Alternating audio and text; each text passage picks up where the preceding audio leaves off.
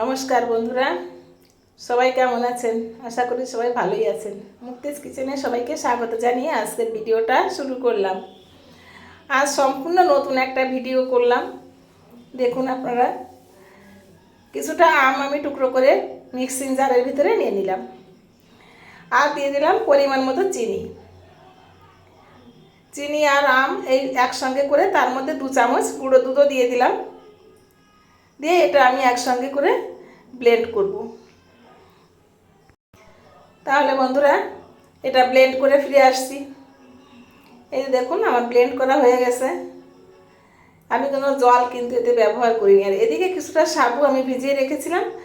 সাবুটাতে জলটা এতটাই পরিমাণে দিয়েছিলাম যে সাবুটা ভিজে গেছে ঠিকই, কিন্তু ভেতরে কোনো জল নেই, খুব আঠালোভাবে হয়ে আছে।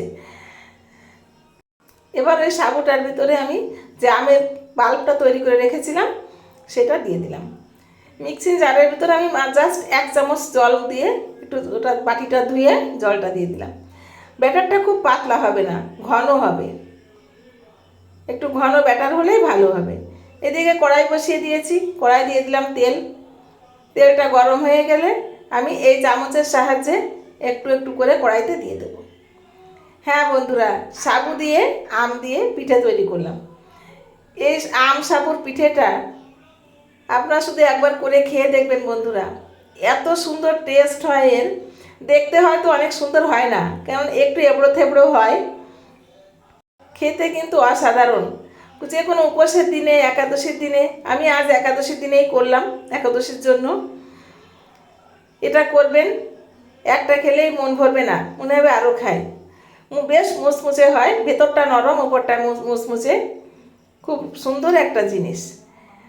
আমার মনে হয় এই জিনিসটা আজ পর্যন্ত কেউ তৈরি করেনি, আমার চ্যানেলেই প্রথম দেখবেন আপনারা। তো বন্ধুরা, আজকের এই ভিডিওটা যদি আপনাদের ভালো লাগে, একটা লাইক, সুন্দর একটা কমেন্ট আর একটা শেয়ার করতে ভুলবেন না কিন্তু। আমার পেজটাকে ফলো করে আমার পাশে থাকবেন। আর হ্যাঁ, আমার চ্যানেলটাকে সাবস্ক্রাইব করতেও ভুলবেন না। চ্যানেলটাকে সাবস্ক্রাইব করে পাশে থাকা বেল আইকনটি অন করে দিবেন।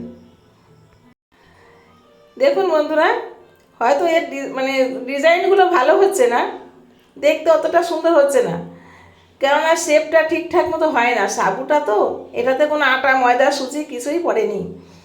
আম, গুঁড়ো দুধ, চিনি আর সাবু, 1 চিমটি লবণ, এটা দিয়েই করে নিয়েছি। এই জন্য দেখতে কিন্তু খুব সুন্দর হবে না, কিন্তু খেতে আপনাদের বলে আমি বোঝাতে পারবো না। আপনারা করে খেলে বুঝতে পারবেন কেমন হয়। ধন্যবাদ বন্ধুরা, সবাই ভালো থাকবেন।